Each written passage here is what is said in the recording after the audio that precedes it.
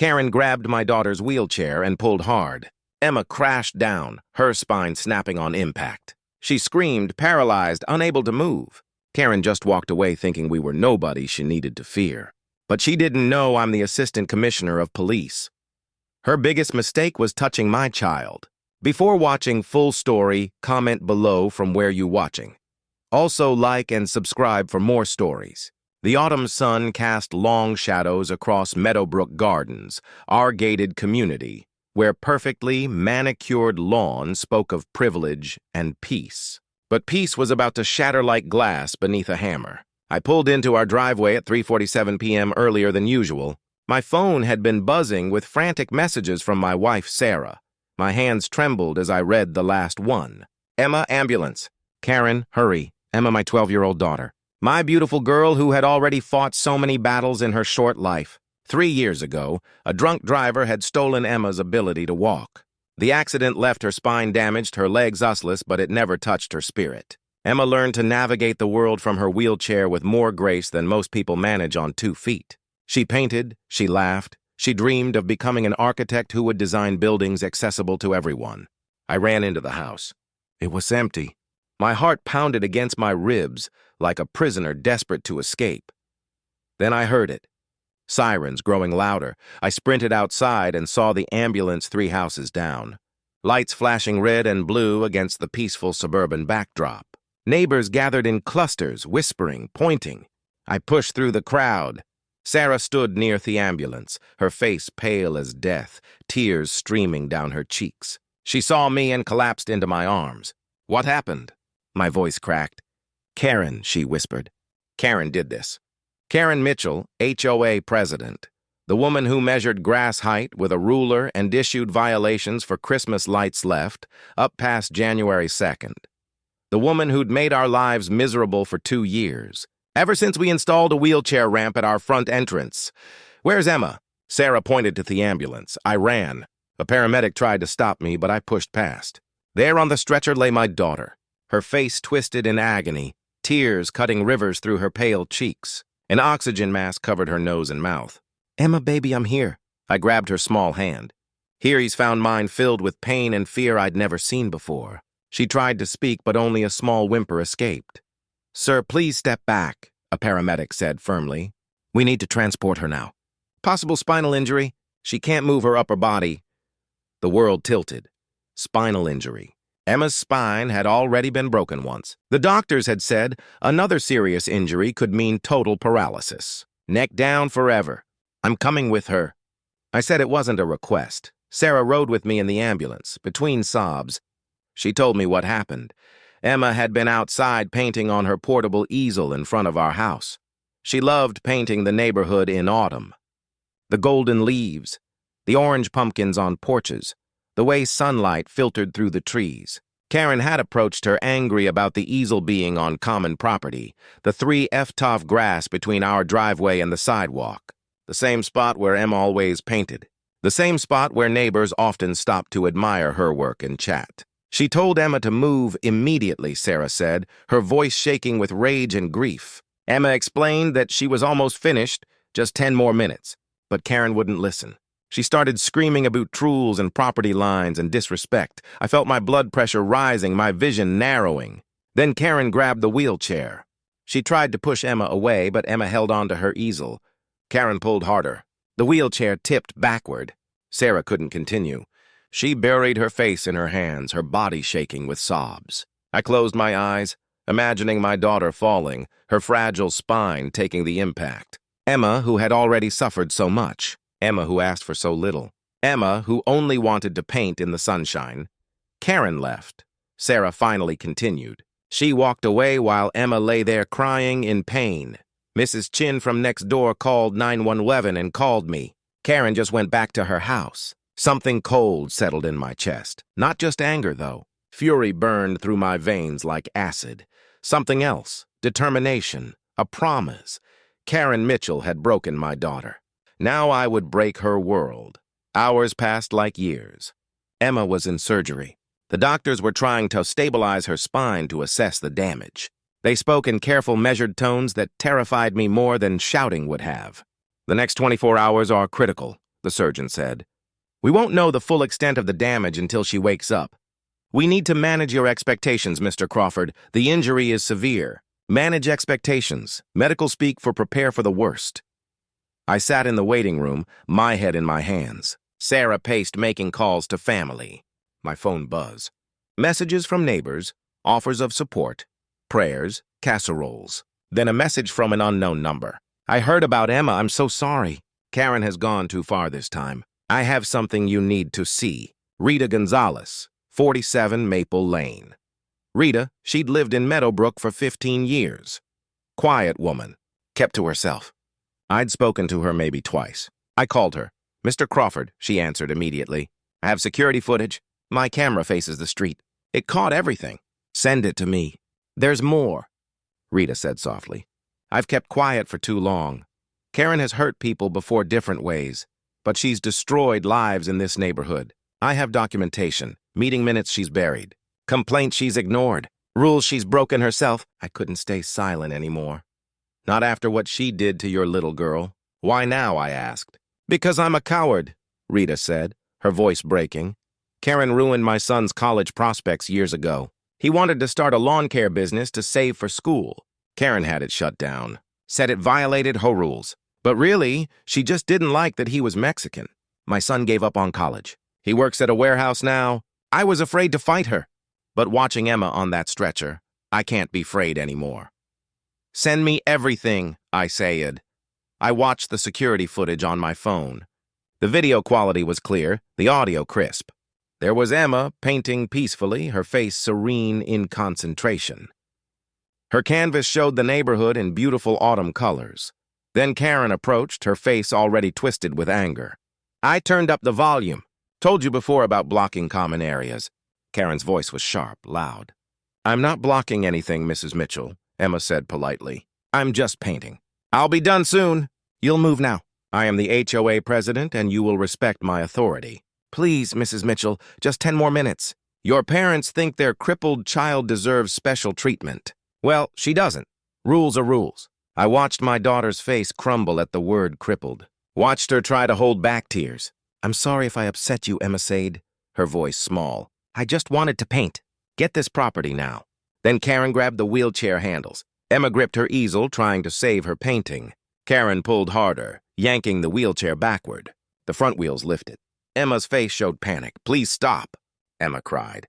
Karen pulled on more time viciously. The wheelchair tipped. Emma fell backward, the easel crashing on top of her. Her head hit the ground, then her back at an angle that made my stomach turn. Emma's scream pierced through the phone speaker, a sound of pure agony. Karen stood there for 3 seconds, just standing looking down at my broken daughter. Then she turned and walked away. Didn't check if Emma was breathing. Didn't call for help. Just walked away. I watched Mrs. Chin run over, watched her kneel beside Emma, watched her pull out her phone with shaking hands. Tears poured down my face. Not sad tears. Burning, hateful tears. Sarah looked at me. What is that evidence, I said. Rita Gonzalez sent it. Security footage. Sarah watched it halfway through. She had to look away. Oh, God. She called our baby crippled. She just left her there. He made a call. David, it's Michael. I need you to do something for me. David Park, my attorney. One of the best in the state. Anything. David said, I heard about Emma. How is she in surgery? David, I'm sending you a video. I need you to file charges. Assault, negligence, everything you can think of. I want Karen Mitchell buried. Consider it done. Michael, I'm so sorry. Don't be sorry. Just help me make this right. Emma came out of surgery at 11:43 p.m.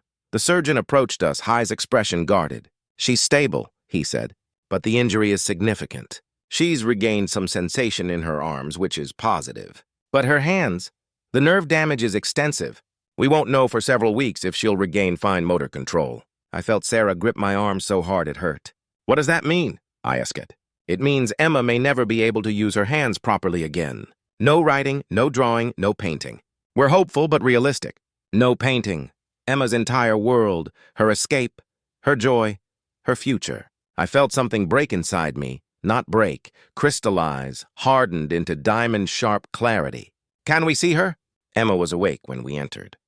Tubes and wires connected her two machines. A neck brace immobilized her, but her eyes were open, aware. "Mom, Dad." Her voice was weak, frightened. "We're here, baby." Sarah kissed her forehead gently. "I can't feel my fingers," Emma whispered. "Dad, I can't feel my fingers. How will I paint?" He took her hand carefully, feeling the warmth of it, but seeing no movement in response to my touch. "We'll figure it out," I promised. "Whatever it takes, we'll figure it out." "My painting," Emma said, tears rolling toward her ears. "My autumn painting. Did it survive?" Sarah and I exchanged glances. "We'll get you new paints, new canvas." No, Emma interrupted. "That painting was special. I was painting it for Mrs. Chin. It's her last autumn in the neighborhood before she moves to be with her daughter. I wanted to give her something to remember." "Did it survive?" My heart shattered completely. Even in her own pain, Emma thought of others. While Karen Mitchell showed no humanity at all, my 12-year-old daughter embodied everything good in this world. "I'll find out," I promised. I stepped into the hallway and called Rita again. "The painting Emma was working on. Do you know what happened to it?" "Mrs. Chin has it. Rita said it's damaged, torn in one corner, but she saved it." "Thank you." I texted David Park. "Make the charges formal. File first thing tomorrow morning. I want this public." His response came immediately. "Already drafted. We file at 9 a.m. I've also contacted the local news. They want to interview you. Set it up." I had spent 20 years working in law enforcement, 15 years as a detective, 3 years as assistant commissioner of police for the entire county. I had power, connections, resources. I had stayed silent about my position in our neighborhood. I never wore my badge at home, never threw my weight around. I believed in being a good neighbor, not a powerful one. That changed the moment Karen Mitchell broke my daughter's spine. The next morning, the news broke. Not quietly. David had made sure of that. HOA president charged with assault after disabled child injured. The headlines read, my phone rang constantly. News outlets, fellow officers, city officials. By noon, Thestery had gone viral. The security footage with Emma's face blurred for privacy played on every local channel. People were outraged. The comment sections overflowed with fury. Donations poured into a fund David had set up for Emma's medical expenses. Over $50,000 in the first 6 hours. I drove home briefly to shower and change. News vans lined our street. Reporters called my name, ignored them all.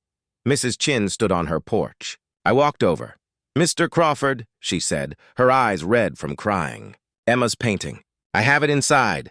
I saved it." She brought out the canvas, torn in the corner, smeared where it had hit the ground, but still beautiful. Emma had captured the golden light perfectly, the peaceful feeling of autumn in our neighborhood. "She was painting this for you," I said. Mrs. Chen's hands trembled as she held it. She told me, "Such a sweet child. Mr. Crawford, I gave my statement to the police this morning. It told them everything I saw, everything I heard." "Thank you." "There's something else," Mrs. Chin said quietly. "Karen came to my house last night, like she wanted me to say I didn't see anything. She threatened to have my property cited for violations to make my last month's hair miserable." Mrs. Chin straightened her shoulders. I told her no. I told her what she did was evil. She laughed. She said no one would believe a disabled child over an HOA president. My jaw clenched. She said that her exact words, that crippled brat and her family have been a problem since they moved here. This will teach them their place. I pulled out my phone. "Would you be willing to say that on record?" I already did. I called the detective this morning.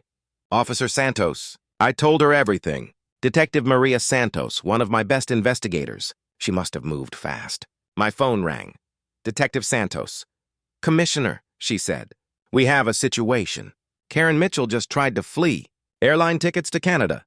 We've detained her at the airport. Charge her with attempted flight. Already done.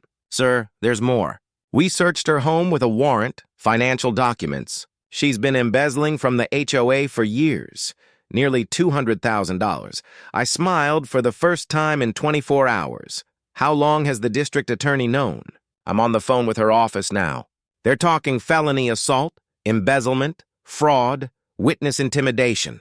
Karen Mitchell is looking at serious prison time. Good. Keep me updated." I hung up and looked at Mrs. Chin. "Thank you for standing up for Emma. That child has more goodness in one finger than Karen has in her whole body," Mrs. Chin said fiercely. I only wish I'd stood up sooner. By evening, something unexpected happened. The neighborhood rose up.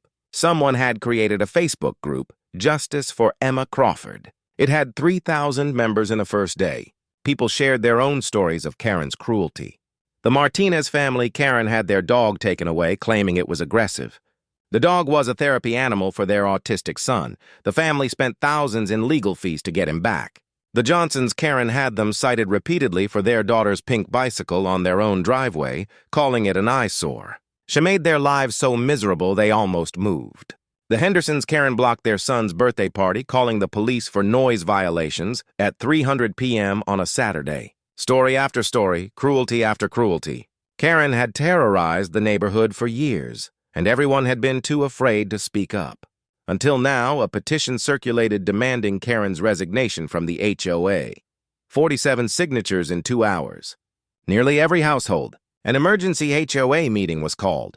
I attended, sitting in the back. Karen's vice president, Robert Chin, Mrs. Chen's nephew, stood at the podium. In light of recent events and discoveries, I move for an immediate vote of no confidence in President Karen Mitchell. Seconded came a chorus of voices. The vote was unanimous, 47-0. Karen Mitchell was removed from power, but I wasn't done. Rita Gonzalez had sent me files, hundreds of pages of documents. I spent that night reading through them while Sarah sat with Emma at the hospital. Karen had been running the HOA like a dictatorship. She had created rules that didn't exist. She had pocketed money from violations. She had targeted families she deemed undesirable, minorities, disabled residents, anyone who challenged her authority. But one document caught my attention. An old complaint filed 5 years ago. A family named Peterson. They had a son with cerebral palsy. They had installed a wheelchair ramp just like we had. Karen had the ramp removed, citing architectural violations. When the family fought back, Karen made their lives hell. Violations every week, finest had mounted. The stress became too much. They sold their house at a loss and moved. I found the Peterson family through social media, called them. Mr. Crawford, James Peterson, said, "I saw the news. I'm so sorry about your daughter. Thank you, Mr. Peterson. I found records of what Karen did to your family. Would you be willing to testify if this goes to trial?" Silence. "Then you're going after her?" "Yes." "Then count us in. What she did to our family. My son never recovered. He became depressed. Stopped going to therapy. He's 16 now and still asks why people hated him for being disabled. We should have fought harder. We'll help you now." I found 4 other families, all targeted by Karen, all willing to testify. David Park smiled when I gave him the names. This just became a pattern of discrimination. Federal charges, civil rights violations. "Michael, we're not just putting her in prison. We're destroying everything she's built." Good. Emma's doctors worked miracles. Slowly, sensation returned to her hands. Tiny movements in her fingers. It wasn't full recovery. It might never be, but it was sharp. Emma cried when she could wiggle her thumb. Sarah and I cried with her. "You want to paint again," Emma said. "Even if it's messy. Even if it's not good and need to paint." The occupational therapist brought adapted tools, special grips for brushes. Emma tried. Her hand shook. The lines were wobbly. Nothing like her previous work. She broke down sobbing. "It's ruined. She ruined me. I held my daughter while she cried." "You are not ruined. You are strong. You are brave. And you are still the most talented artist I know. My hands don't work. Then we'll find new ways. Technology, adaptive tools, voice control programs. Emma, you will paint again. I promise you." She looked at me with those trusting eyes. Promise. Promise.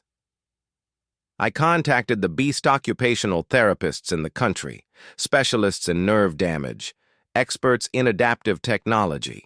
Money was no object. Emma would have every chance at recovery. And slowly, painfully, slowly, progress came. Emma learned to hold a brush differently. The shaking decreased. Her lines became steadier.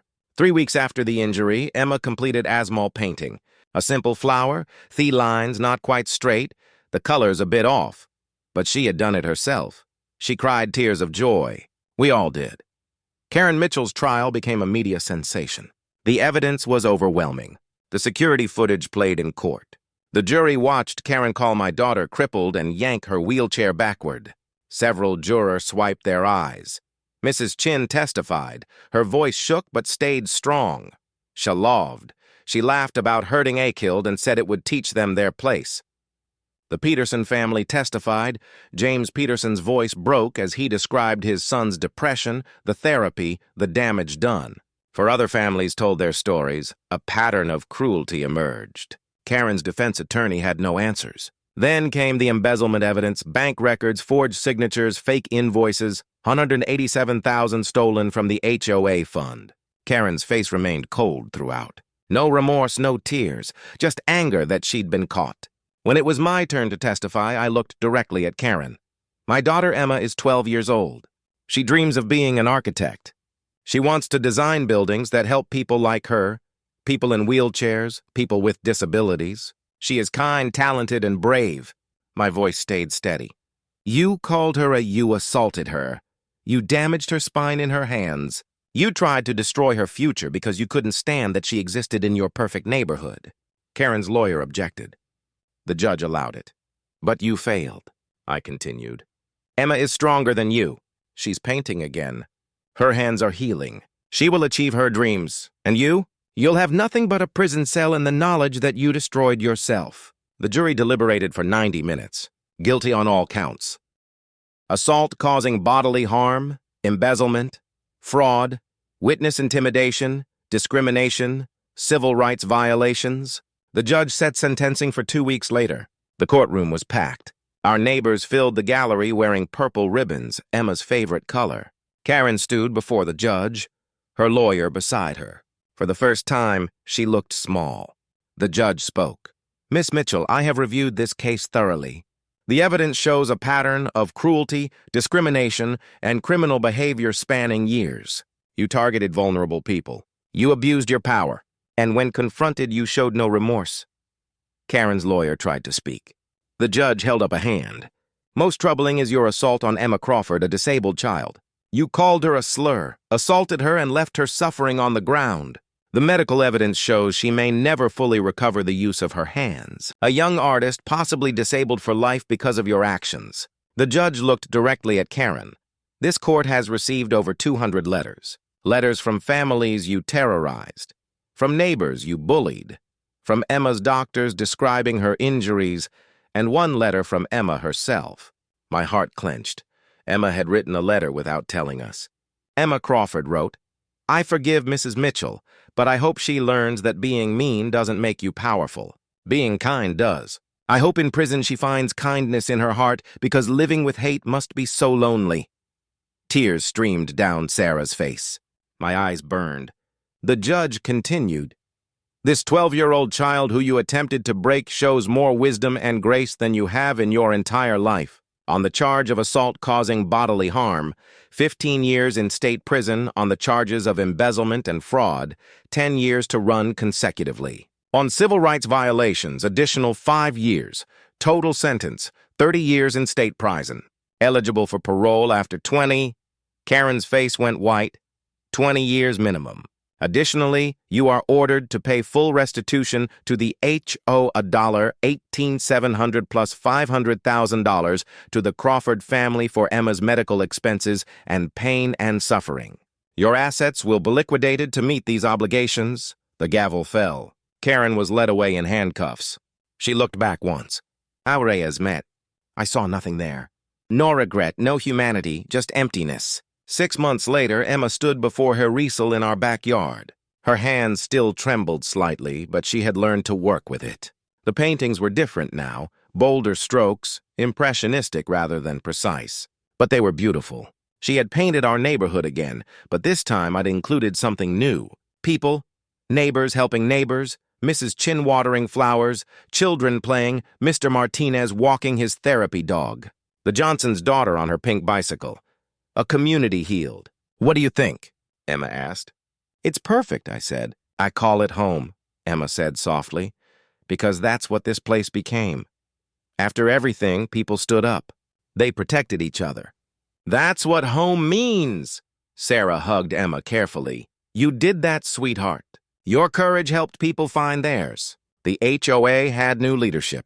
Robert Chin ran it with fairness and compassion.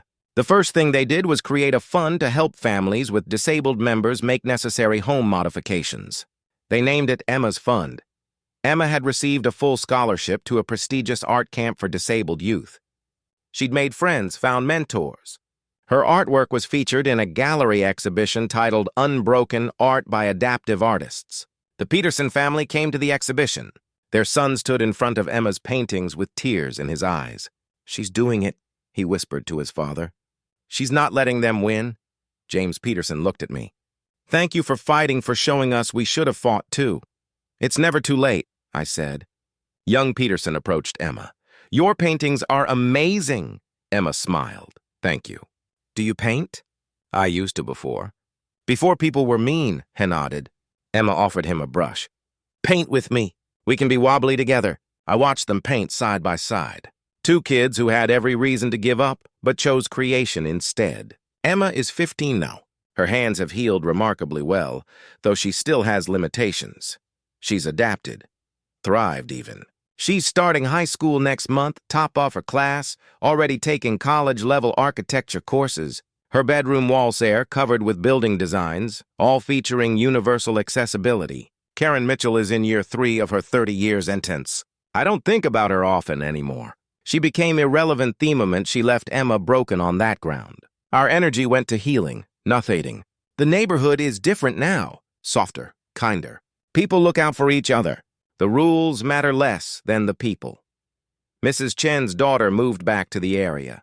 Mrs. Chen now lives with her just 2 streets over. She visits Emma every week. They paint together. Emma's autumn painting, damaged but repaired, hangs in Mrs. Chen's living room. A reminder that beautiful things can survive breaking. I'm still assistant commissioner, but I'm home more now. Priorities changed. Emma taught me that power means nothing if you don't use it to protect the vulnerable. Tonight, Emma is in her room painting. I hear her humming. She always hums when she creates. Sarah and I stand in the doorway watching our daughter work. "She's going to change the world," Sarah whispers. "She already has." I reply. Emma turns, catching us watching. "What?" "Nothing, sweetheart. We just love you." She grins. "I love you too. Want to see what I'm working on?" We walk in. Her canvas shows a building. Tall, modern, beautiful. But at its base, a wide ramp curves gracefully upward. Windows at wheelchair height. Buttons everyone can reach. "It's my dream," Emma says. "The first building I'll design. I'm calling it the House of Everyone because everyone deserves a home they can enter."